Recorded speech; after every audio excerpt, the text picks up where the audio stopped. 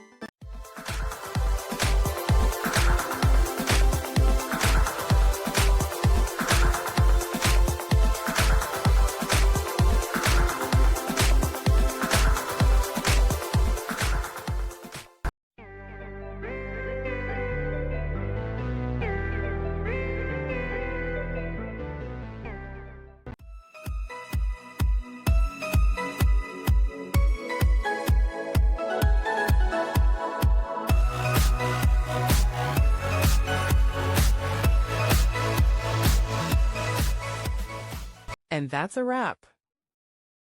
I hope you found the answer you were looking for. If you did, take a second to hit that subscribe button. It really helps out. And let me know in the comments which solution worked best for you. See you next time in the debug zone.